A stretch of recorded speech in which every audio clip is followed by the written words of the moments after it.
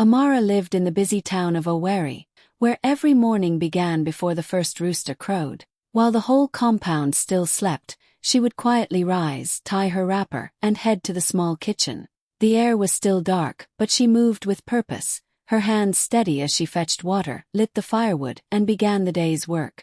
She cooked not just for herself or her husband, but for the entire household, his brothers, sisters, cousins, and even visitors who often came unannounced. She never complained. With every pot of soup she stirred and every yam she pounded, Amara whispered prayers.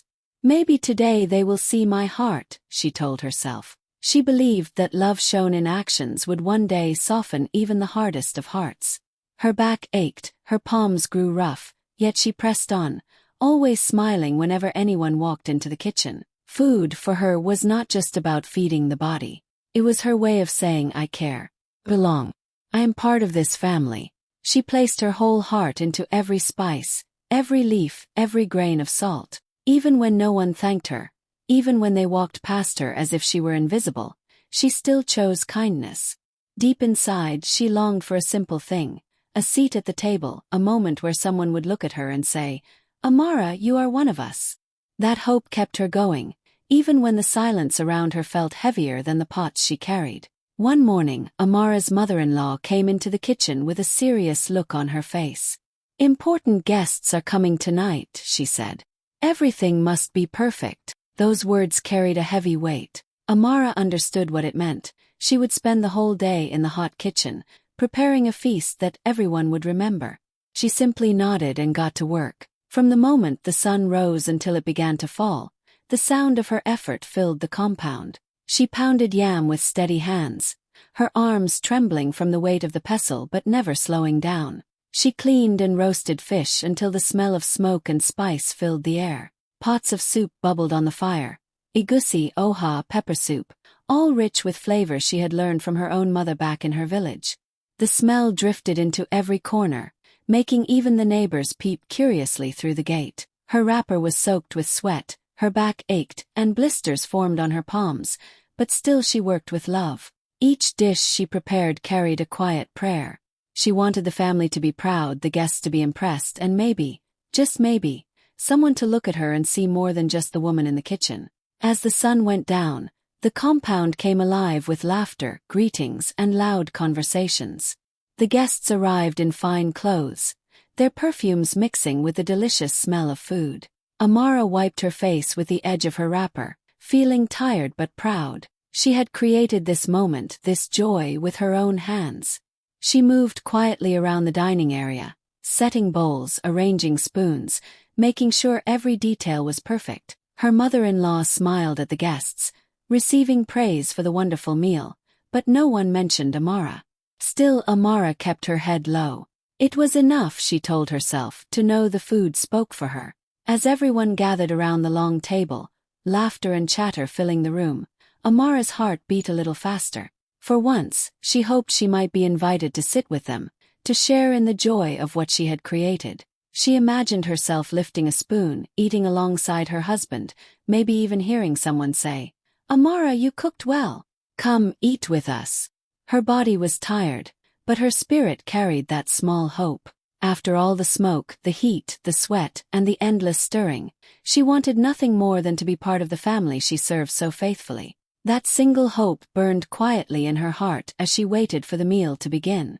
The table was set, the dishes steaming, the air heavy with the smell of yam, fish, and soup. The guests clapped their hands in delight, praising the feast even before they tasted it. Amara stood at the edge of the room, her hands folded in front of her, her wrapper still smelling faintly of smoke from the firewood. She watched as her mother-in-law beamed with pride, receiving the compliments as though she had spent the whole day in the kitchen. One by one plates were filled. Laughter echoed through the room as spoons dipped into bowls, and voices rose in praise. This soup is rich, one guest said. Ah, the fish melts in the mouth, said another. Amara's heart swelled a little. She had made all this. Her hands, her sweat, her love. It was her work that was making them happy. Quietly, without wanting to disturb anyone, she reached forward to take a plate for herself. It was a small, gentle movement, almost shy, like a child asking for permission.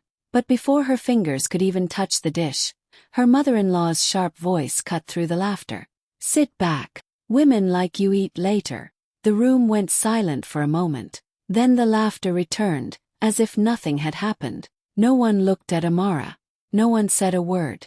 They went on eating, praising the food that came from her hands, while she stood there frozen, her heart sinking deep into her stomach. She lowered her eyes quickly, hoping no one would see the tears forming. Her throat was tight, her body trembling. She stepped back slowly, pressing her palms together to stop them from shaking. Her hunger, which had been a dull ache all day, now felt like a burning emptiness. The smell of the food mocked her, filling her lungs, but she had no right to touch it. Her gaze moved to her husband. Maybe, just maybe, he would speak up for her. Maybe he would say, "Mother, she worked all day, let her eat." But Chinedu kept his eyes on his plate. He chewed slowly, avoiding her gaze. His silence was louder than any insult. It broke something inside her. In that moment, Amara felt smaller than ever before. Not just a wife, not even a servant, something less. A shadow in her own home. The laughter from the table grew louder, filling the room, but to her it sounded distant, like echoes from a place where she did not belong. She turned and walked back toward the kitchen, her steps heavy, her chest aching. Each sound of a spoon scraping a plate behind her felt like a nail in her heart. She had cooked for everyone, given all of herself, yet when it was time to be seen, she was pushed aside. The silence around her was colder than the night breeze creeping through the window. And in that cold silence, Amara realized, she was not just hungry for food. She was starving for love, for dignity, for a place at the table where she belonged. The noise from the dining room carried all the way into the small kitchen. Amara could hear the clatter of spoons, the bursts of laughter, the sound of satisfied voices praising the food she had cooked. Every cheer, every laugh, cut into her heart like a blade. She pressed her hands against her stomach. It twisted in pain, not just from hunger, but from the emptiness of being ignored. She had woken before dawn, worked until her body shook, poured her whole heart into every dish. Yet here she was, alone, standing beside dirty pots, while others filled their bellies with her sacrifice. She whispered softly, almost too faint to hear, "I gave them my hands, my sweat, my love, and still I am invisible." Her words broke apart into silence, swallowed by the crackle of the dying firewood. Her eyes stung, but she blinked hard, refusing at first to let the tears fall. She picked up the plates that had already been used, stained with oil and soup, and carried them to the basin. Her hands moved slowly, heavy with sorrow. As the water splashed, tears finally slipped down her cheeks, mixing with the drops from the basin. She didn't bother to wipe them away. She thought of how simple her wish had been. She did not ask for riches or jewels, or praise shouted for the world to hear. All she wanted was a place at the table, a spoon in her hand, a sign that she was seen. But instead, she was pushed back into the shadows, treated like a stranger in the very house where she gave her life every single day. From the dining room came her husband's laugh. It was faint but sharp enough to pierce her heart. "So he can laugh with them, yet he cannot speak for me," she thought. The pain was heavier than hunger. Hunger could be filled with food. But this deep ache of neglect, this loneliness while surrounded by people, no food could cure it. She scrubbed the plates harder, as though the stains on them were the weight of her sorrow. Her hands grew red, her fingers raw, but she kept going. The laughter outside grew louder, more joyful, as though the world was mocking her. Each sound reminded her that she had given everything and received nothing in return. A soft sob escaped her lips, echoing in the empty kitchen. She covered her mouth quickly, afraid someone might hear. But no one came. No one noticed.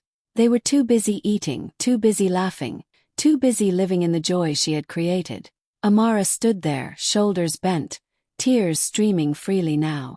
She was surrounded by plates and pots, by the smell of food she could not touch. Her stomach ached, but her heart ached more. In that moment she understood the deepest kind of neglect, not when people forget you exist, but when they see you every day and still choose to treat you as if you don't. Amara stacked the last of the plates, her arms weak and trembling from both hunger and exhaustion. The kitchen smelled of soap water and smoke now, not of the rich foods she had prepared. Her wrapper clung to her damp skin, and her eyes were swollen from the tears she had tried to hide. Everyone in the dining room was still laughing, their voices spilling into the night like a cruel reminder of the joy she had given but was not allowed to share. She leaned against the basin for a moment, her chest rising and falling heavily. Her body screamed for rest, for food, for comfort, but none of it came. She bent her head and whispered again, "Invisible, that is what I am." Just then the door creaked open. Startled, Amara quickly wiped her face with the corner of her wrapper, trying to hide the evidence of her pain. Standing there was Chief Okoro, one of the elder guests. His tall figure filled the doorway, but his eyes, gentle, observant, rested on her with quiet concern. He had been silent at the table, speaking little while others laughed loudly, but now his presence carried a different weight. "Child," he said softly, stepping closer, "did you eat?" The words struck her like a wave. No one had asked her that all evening. Not her husband, not her in-laws, not even the guests who praised her food. For a moment she could not speak. Her lips trembled but no sound came out. She lowered her eyes and shook her head faintly. Her silence was her answer. Chief Okoro's face hardened with shock and sadness. He looked at the tired woman before him, the one whose hands had created the feast, yet whose stomach remained empty. He glanced at the dirty plates stacked high, at the wet basin where her tears had fallen, and at her thin frame bent under the weight of neglect. His heart tightened. "Ah!" he exclaimed softly, his voice heavy with disbelief. "So this is what they do to you." His tone carried more pain than anger, the kind that comes from seeing something deeply wrong. Amara swallowed hard, still unable to answer. She wanted to speak, to pour out the ache she had carried for so long, but the words stayed trapped in her chest. All she could do was stand there, her hands clutching the edge of the basin, her eyes glistening with unspoken sorrow.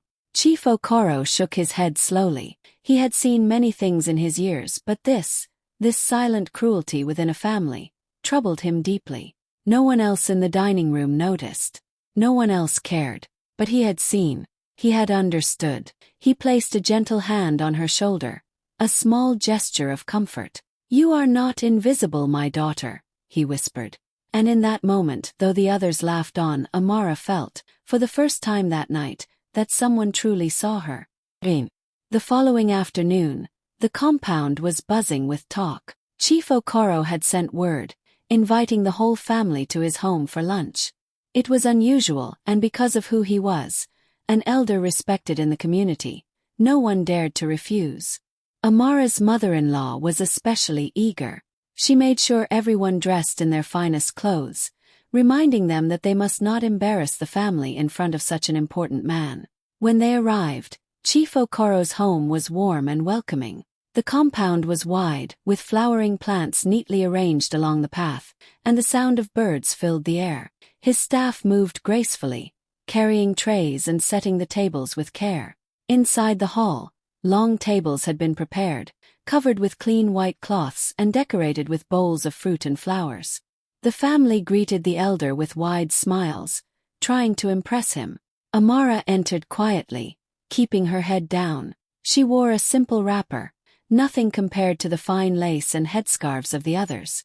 Still, there was a quiet dignity in the way she walked. She found a place near the back, not wanting to draw attention to herself. Soon the aroma of food filled the hall. Steaming plates of jollof rice, pounded yam, pepper soup, and roasted chicken were carried in. The family's eyes lit up, their mouths already watering. They settled in their seats, waiting for the signal to begin.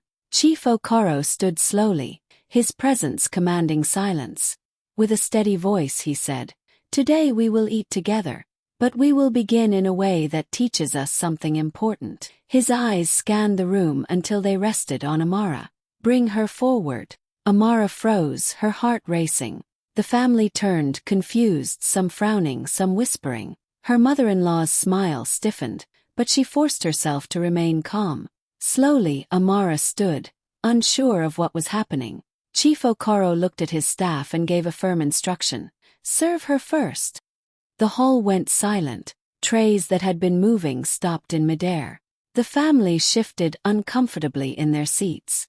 Some glanced at each other in disbelief, others lowered their eyes, ashamed. Amara stood still, her hands trembling, as a plate was set before her. Steaming, fragrant, beautiful. For a moment, she did not know what to do. No one had ever placed her first. No one had ever honored her this way. She looked around but no one spoke. The only sound was the clinking of spoons from the staff as they continued serving after her. Chief Okoro's gaze was firm as he watched the family squirm in silence. His message was clear, though he had not yet spoken. The one they pushed aside, the one they silenced, was the one who would now be seen first. Amara's eyes filled with tears, but she held her head high. As she lifted the spoon to her lips, the hall remained heavy with silence, the weight of truth pressing down on every heart in the room. The room was so quiet that even the sound of a spoon touching a plate could be heard. Everyone sat stiffly, their eyes moving between Amara and Chief Okoro.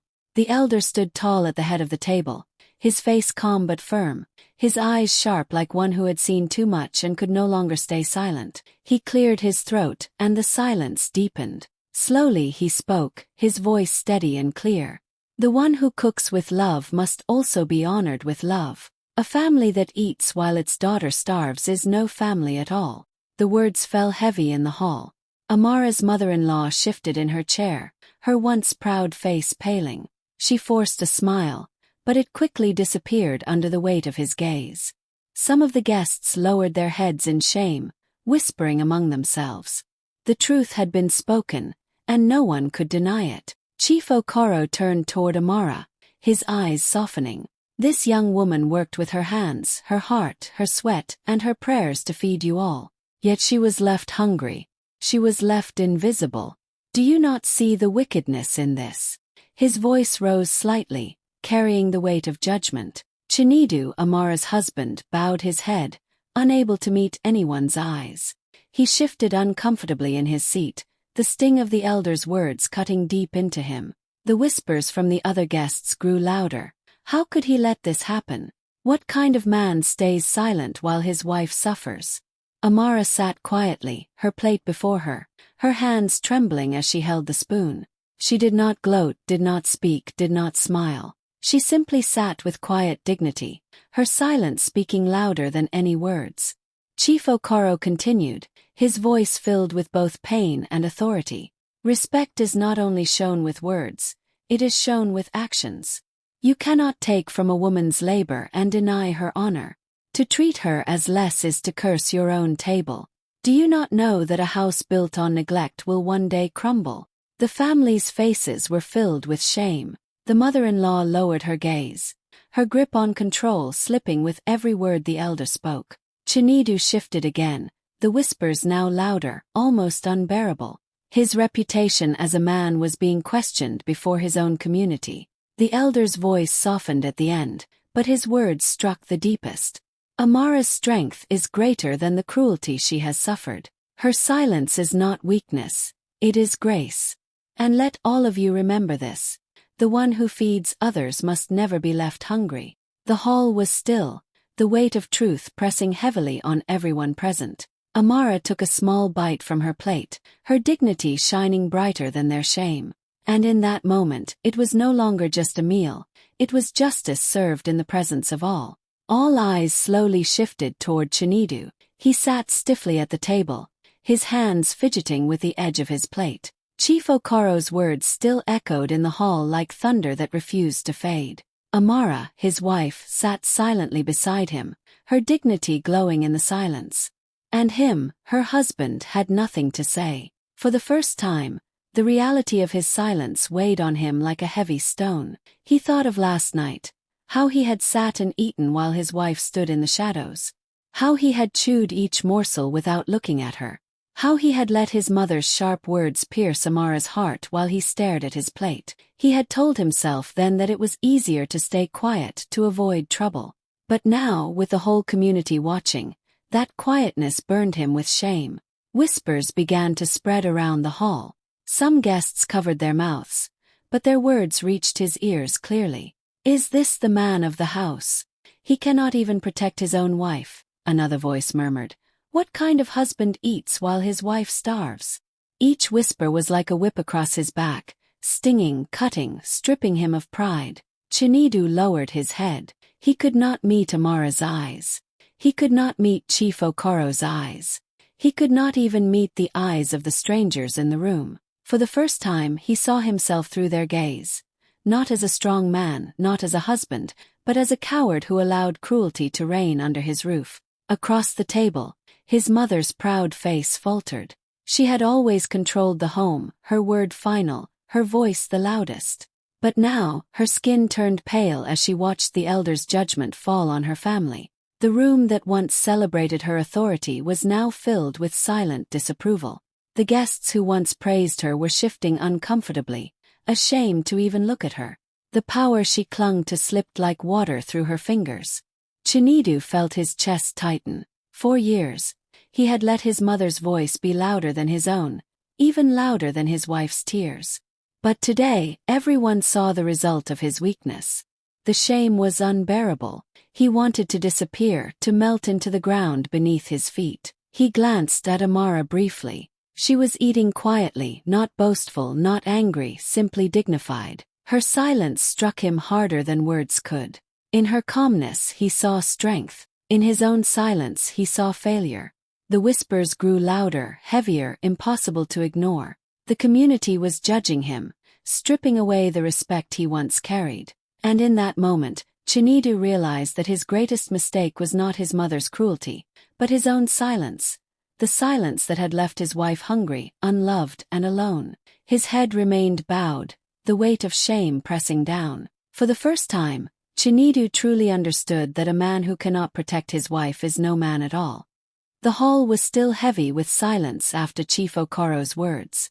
Every eye in the room was on Amara, but she did not flinch under their gaze.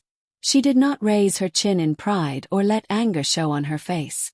Instead, she simply picked up her spoon and began to eat, her movements slow and graceful, as if she had always belonged at that table. For the first time, Amara was not standing in the shadows of the kitchen. She was seated at the center before everyone, her dignity shining like a quiet flame. The same people who had ignored her for so long now saw her clearly. They saw not just the woman who cooked their meals, but the woman who carried strength in silence, love in sacrifice, and honor in her heart. She did not speak a word. She did not look at her husband with bitterness or her mother-in-law with revenge. She did not need to. Her silence spoke louder than anger ever could. It told the story of every early morning, every blister on her hands, every tear shed in the smoke-filled kitchen. It told them all that she was stronger than their neglect, stronger than their cruelty. One of the guests, moved by the sight, began to clap softly. Another joined, and soon the hall echoed with applause. The same people who once ate her food without a word of thanks were now celebrating her grace. The clapping was not just for the meal anymore. It was for her, for the woman who had carried her pain with quiet dignity. Amara lowered her eyes as she ate, but inside her heart swelled. For once she was not invisible. For once, she was honored in the presence of those who had overlooked her. And yet, she did not allow pride to spoil the moment. She carried herself with humility, her calm spirit making the applause even louder, even more sincere. Her husband sat in shame, her mother-in-law in silence, but Amara's presence filled the room. She had no crown, no jewels, no fine lace. Yet in that moment she was more regal than anyone there. Her dignity was her crown, her silence her strength, her grace her victory. The applause rose again, stronger this time. Some of the women in the hall nodded with tears in their eyes. They knew what it meant to be overlooked, to be silenced, to be pushed aside. Seeing Amara honored gave them courage, gave them hope. Amara finished her meal quietly, lifting the last spoonful with steady hands.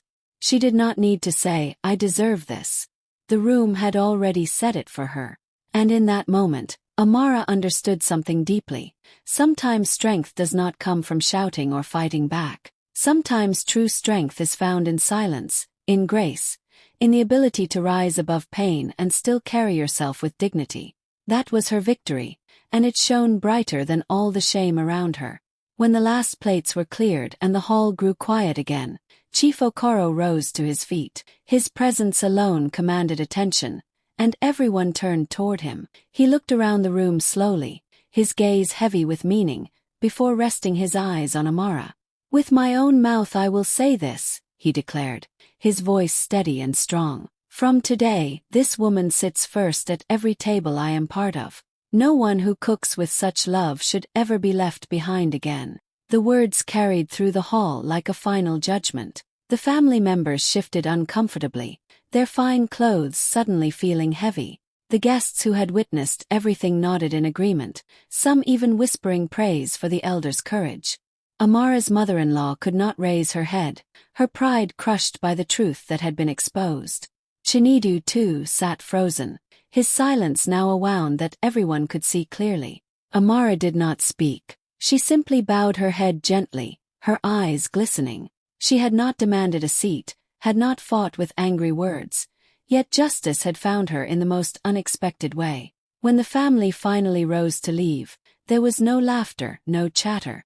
They left in silence, carrying the weight of their shame with them. For once, the house that had ignored Amara walked behind her, their authority broken by her quiet strength. As Amara stepped out into the sunlight, a calm smile touched her lips. She walked with quiet pride, her heart lighter than it had been in years. She was no longer invisible. Her worth, long hidden in the shadows of the kitchen, now shone brighter than the food she had cooked, brighter than their cruelty, brighter than their silence.